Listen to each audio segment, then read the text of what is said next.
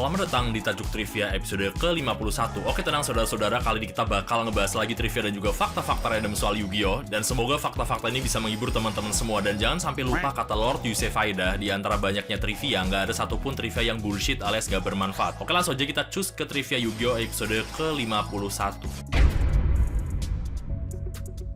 Kalian tahu kalau kartu Invisible War adalah kartu trap klasik yang efeknya sangat mematikan bagi monster dengan attack 2000 ke bawah. Tapi kalian tahu nggak, ternyata yang kita kenal selama ini di beberapa video game terdahulu itu dia menampilkan artwork versi internasionalnya loh. Soalnya kalau kita lihat versi artwork aslinya yang versi Jepang, kartu ini menggambarkan adegan yang cukup brutal di mana seorang monster sedang terpotong-potong oleh kawat tak terlihat. Tapi untuk menghindari referensi kekerasan dan darah, pihak developer memutuskan untuk menggambar ulang artwork tersebut. Di versi bahasa Inggris seperti yang terlihat di Yu-Gi-Oh! Forbidden Memories contohnya dan berbagai game lawas lainnya, monster tersebut tidak lagi terpotong, melainkan cuma terlihat sedang terikat atau terlilit aja sama kawat. Perubahan visual ini dilakukan agar kartu tersebut lebih ramah sensor, meskipun efek memusnahkan monster di dalamnya tetaplah sama mematikannya.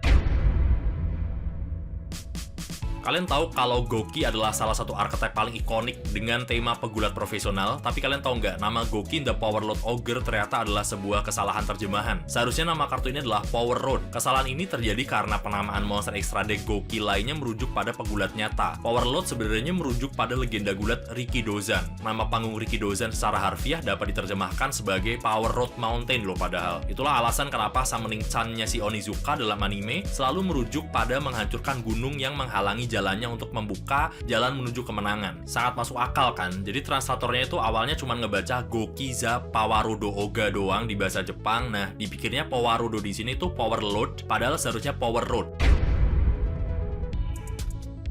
Kalian tahu kalau Charlie McKay sempat mencetak sejarah sebagai duelis pertama dalam sejarah anime dan manga yang mencapai life point 6 digit yaitu 100.000. Tapi kalian tahu nggak, meski terlihat mustahil untuk dikalahkan, cara Yuma Tsukumo menumbangkan si Charlie ini sebenarnya sangat ironis. Setelah mencapai 100.000 life point lewat efek kartu Take a Chance, yang terus mendapatkan angka 6 nih si Charlie ini ya, keberuntungan Charlie justru akhirnya habis. Pada gilirannya, Charlie kembali mengaktifkan efek Take a Chance ini, tapi kali ini dadu menunjukkan angka 1, yang menyebabkan life point miliknya terjun bebas dari 100.000 menjadi 4.000 lagi. Setelah benteng life point-nya hancur, Yuma cuma perlu menghajar sisa life point Charlie yang sudah normal seperti duel biasa. Tapi rekor fantastis Charlie ini pada akhirnya memang terpatahkan oleh Don Tausen yang saat ini memegang rekor life point tertinggi sepanjang sejarah anime maupun manga Yu-Gi-Oh! Dengan total 129.000 life points. Bener-bener angka yang membuat duel bisa terlihat sangat kecil kan? Kalian tahu kalau Marufuji Ryo atau Zen Truisdale adalah rival sekaligus mentor bagi Judayuki di Yu-Gi-Oh! GX kan? Nah, tapi kalian tahu nggak, Ryo itu dia memegang status unik sebagai salah satu karakter utama di Yu-Gi-Oh! GX yang murni nggak pernah dikalahkan sama Judai dalam duel resmi. Kalau kita melihat rekam jejak pertemuan mereka nih ya, di episode ke-8 Ryo berhasil menang telak atas Judai. Terus pada episode 51-52 duel mereka berakhir dengan hasil seri atau draw. Terakhir pada episode 146 duel mereka tidak menghasilkan pemenang sama sekali, jadi no result karena interupsi pada waktu itu. Meskipun Judai terus berkembang menjadi duelis yang jauh lebih kuat seiring berjalannya seri, Ryo tetap menjadi tembok yang tidak pernah berhasil dia taklukkan secara mutlak di atas arena duel. Kalian tahu kan kalau Yusaku Fujiki atau Playmaker yang ada di Yu-Gi-Oh! Friends sering terlibat dalam duel yang sangat intens dan menguras life points. Tapi kalian tahu nggak, Yusaku adalah duelis pertama dalam sejarah Yu-Gi-Oh! Ini yang life point-nya harus dibulatkan ke atas menjadi angka bulat. Kejadian unik ini terjadi pada episode ke-46 saat Playmaker mengaktifkan efek kedua dari kartu Transaction Rollback di graveyard. Untuk mengaktifkan efek tersebut, dia harus membayar setengah dari life point-nya yang saat itu berjumlah 25. Karena setengah dari 25 adalah 12,5, maka nilai tersebut dibulatkan menjadi 13. Dan ini adalah menjadi momen pertama dalam sejarah anime di mana sistem life points harus melakukan pembulatan ke atas jika hasilnya berupa desimal.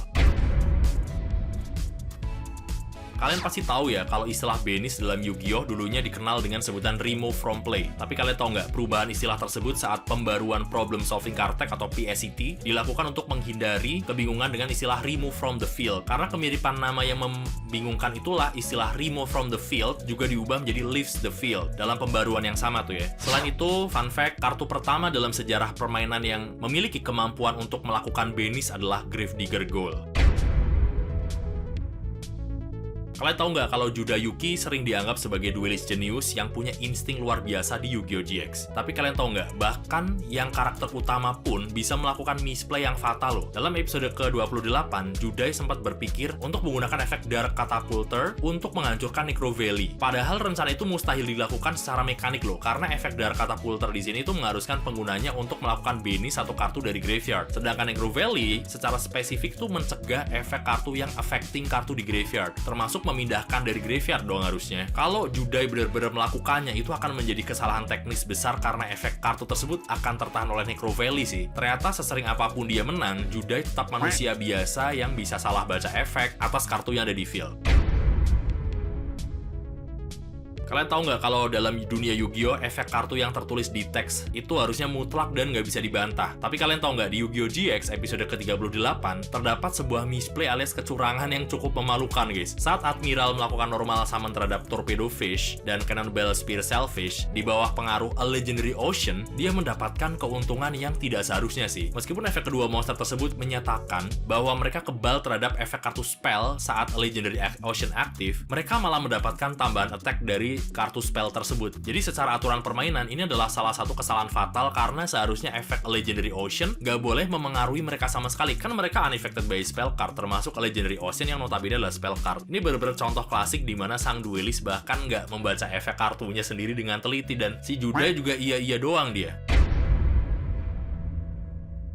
Kalian tahu nggak kalau momen dimana Jonouchi itu melompat ke laut untuk menyelamatkan kartu-kartu Exodia adalah salah satu adegan yang paling emosional di awal seri anime Yu-Gi-Oh! Tapi kalian tahu nggak, ternyata animator pun bisa melakukan misplay yang cukup mencolok loh. Di episode ketiga, saat Jonouchi itu melompat ke laut dari atas kapal, kita bisa lihat dia kan pakai jaket hijau tuh ya, bukan pakaian sekolah kan. Nah, tapi sekelebat kalau kalian perhatiin, si Jonouchi ini tiba-tiba kelihatan pakai pakaian seragam Domino High School miliknya. Ini gimana ini animatornya kok malah lupa kayak gini guys? Kenapa dia pakai baju sekolah di sini? Tapi habis itu pakainya normal lagi sih kayak biasanya. Padahal saat kejadian ini berlangsung, Joey seharusnya udah nggak pakai seragam tersebut karena dia sedang dalam perjalanan menuju Duelist Kingdom. Kesalahan kecil tapi unik ini menjadi bukti nyata kalau anime legendaris seperti Yu-Gi-Oh! Pun mengalami kelalaian visual dalam proses animasi.